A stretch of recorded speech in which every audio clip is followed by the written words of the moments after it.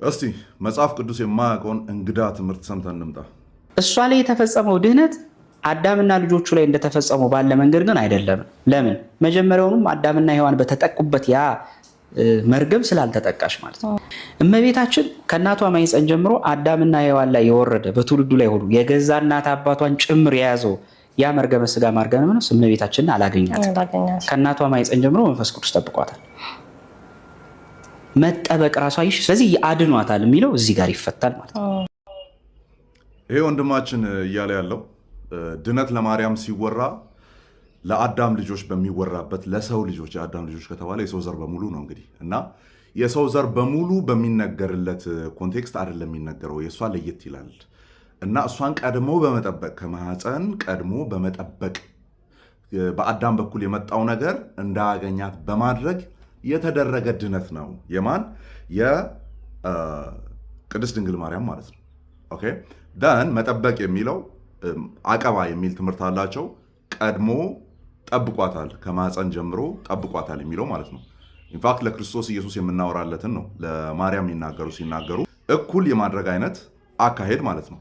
ሌላው ደግሞ የማርያም መዳን ጉዳይ ለየት የሚልበት ምክንያት ብሎ ካቀረባቸው ምክንያቶች መካከል አንዱ አዳምን ያገኘው ኦር ዘሮቹን ያገኘው መርገመ ሥጋ መርገመ ነፍስ which is መርገም ተረግሟል አዳም። በዚህ ምክንያት ደግሞ ኃጢአትን በማድረጉ ሞት በሱ ላይም በሱ ዘሮች ላይ ሁሉ መጥቷል። ስለዚህ ያ መርገም ቀድሞ ፕሮቴክት ተደርጋለች። እዛ መርገም ውስጥ በአዳም በኩል የሚመጣው ነገር እንዳይደርስባትም በመደረግ ደረጃ ነው የእሷ ድነት፣ በመጠበቅ ደረጃ ነው አለ። እውን ይህ የኢትዮጵያ ኦርቶዶክስ ተዋሕዶ ቤተክርስቲያን ትምህርት ነው ወይ ብለን ጥያቄ ብናነሳ ይሄ ትምህርት የኦርቶዶክስ ተዋሕዶ ቤተክርስቲያን ትምህርት አይደለም። እንዴት ዳነች የሚለው ነገር ነገረ ድነት ካልሆነ ታዲያም ነገረ ምንድን ነው? ያ ኦፊሻል የሆነ ስቴትመንት ቤተክርስቲያኒቱ አላስቀመጠችም። እሱን የምናየው ይሆናል። ነገር ግን ያ መርገም፣ ያ የወደቀው ስጋ፣ ያ በአዳም ምክንያት በሰው ልጆች ውስጥ የመጣው ነገር ማርያምን አላገኛትም የሚለው እውነት የቤተክርስቲያኒቱ ትምህርት ነው። እስቲ ወንድማችን አኬ ደግሞ የሚለውን አብረን እንስማ። ንዴት ህላዊ ያልናቸው ቅድም ማለት ነው። ይሄ የድቀት ባህሪ ክርስቶስ የነሳው ስጋ አለበት ወይስ የለበትም? አኬ ክርስቶስ የነሳው ስጋ ይሄ ድቀተ ባህሪ ያለበት ወይስ የለበት? የነሳው ስጋ ስትል አሁን ይህን ነገር ክሊር ለማድረግ ከነሳ በኋላ ስላለው ኮንዲሽን ነው የምትነግረኝ ወይስ የድንግል ማርያም ስጋ ማለት ነው? ቅድመ ካልኩ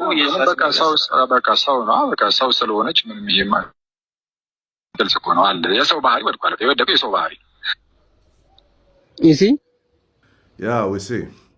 ስለዚህ ዲስ ኢዝ አንደኛ መጽሐፍ ቅዱሳዊም ነው አኬ የተናገረው፣ ኤንድ ጥንታዊ አባቶችም የተናገሩት ነው። ኤንድ ኖርማል በሆነ ሎጂካል ሴንስ እንኳን ብናስበው ትክክል ሆኖ የሚገኝ ትምህርት ነው። የአዳም ልጅ አይደለችም ማለት ነው። የአዳም ነገር አላገኛትም ማለት ኦኬ። የአዳም ዘር አይደለችም ማለት ነው። ነገር ግን ናት። የአዳም ዘር በመሆኗ ሄሬኖስን እጠቅስላችኋለሁ የተናገረው ነገር ስላለ ማለት ነው። ስለዚህ ይህ ትምህርት በቤተ ክርስቲያኒቱ ውስጥ ኮንፍሌት የሚያደርግ የተለያየ አይነት ቪው የሚይዙበት ነገር ግን የአኬ ቪው ማይኖሪቲ ቪው ነው። ሌሎቹ አሁን ላይ ያሉቱ ብዙዎቹ አይ አቀባ ነው ቀድማ ተጠብቃለች የሚል ነው።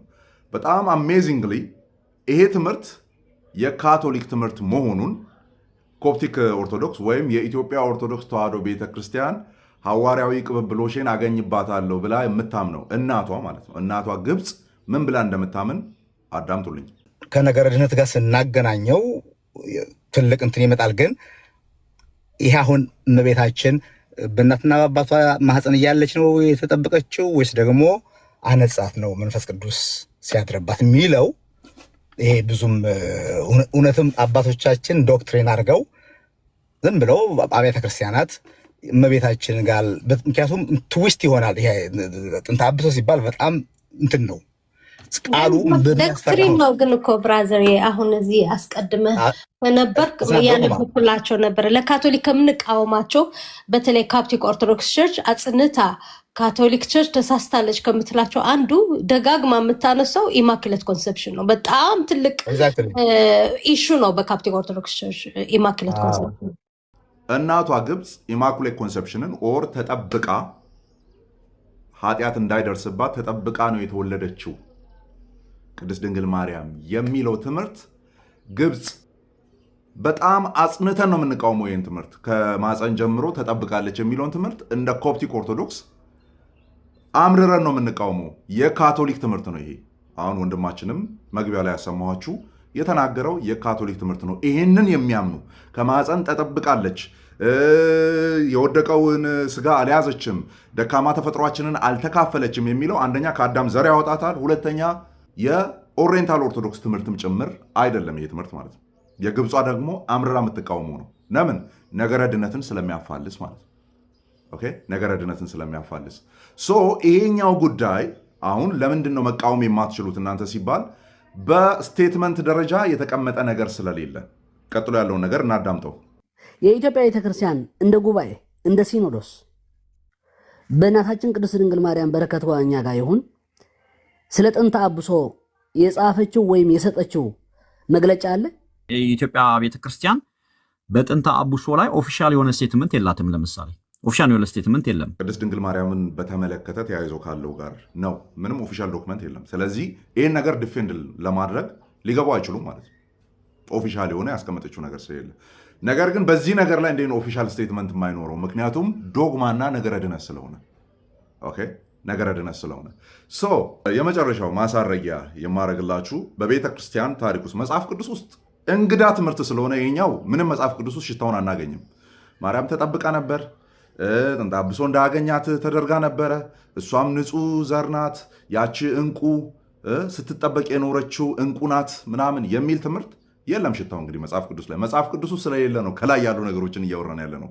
እስቲ ከመጽሐፍ ቅዱስ በኋላ የመጡ ሐዋርያነ አበው መካከል አንድ ሪፈራንስ ልጥቀስላችሁ። ቅዱስ ሄሬኒዮስ ማለት ነው።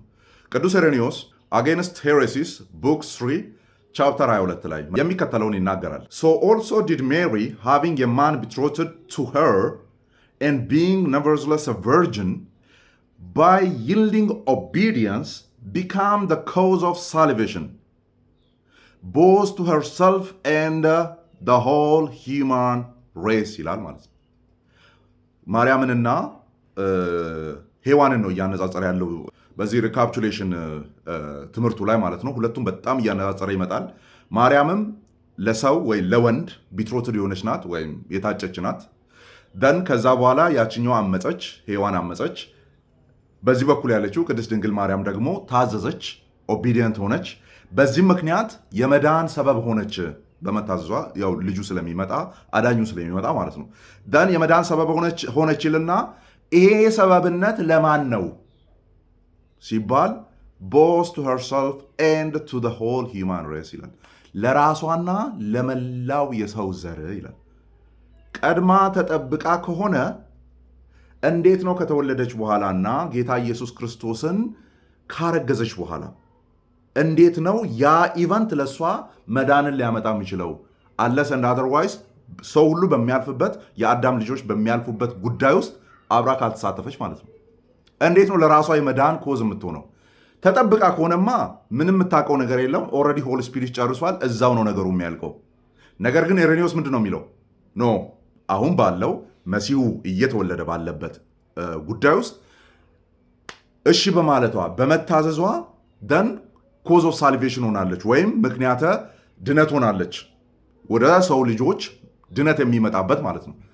ደን ያ ድነት ደግሞ እሷን የሚመለከት ነው፣ ለራሷና ለመላው የሰው ዘር። አባቶች እንዲህ ነው የሚያምኑት።